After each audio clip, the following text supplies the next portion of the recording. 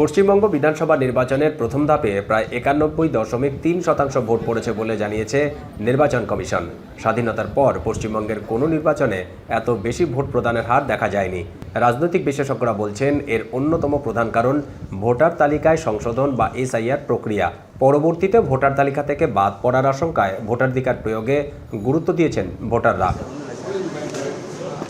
এছাড়াও ভোট অবাধ, শান্তিপূর্ণ ও সুষ্ঠু করতে নির্বাচন কমিশনের সক্রিয়তাকেও অন্যতম কারণ হিসেবে মনে করছেন তারা। 2011 থেকে 2021 পর্যন্ত বাংলায় সর্বোচ্চ ভোটের হার ছিল 84%। এ নিয়ে মুখ খুলেছেন বিভিন্ন রাজনৈতিক দলের নেতারাও। বিজেপির কেন্দ্রীয় নেতা এবং বলিউড অভিনেতা মিঠুন চক্রবর্তীর অভিমত, এটাই বিজেপির ক্ষমতায় আসার ইঙ্গিত। বিজেপির আরেক নেতা দিলীপ ঘোষ বলেছেন, ভুয়ো ভোটারের বদলে আসল ভোটার কেন্দ্রে আসায় ভোট প্রদানের হার 90% ছাড়িয়েছে। 90% पोलिंग हो चुकी है। टीएमसी हारने का निश्चित हो गया है, तब कुछ लोगों को भड़का के उन्होंने हिंसा कराया है। इससे कुछ फर्क पड़ने वाला नहीं है। এটাই হলো বিজেপি আসার ইঙ্গিত।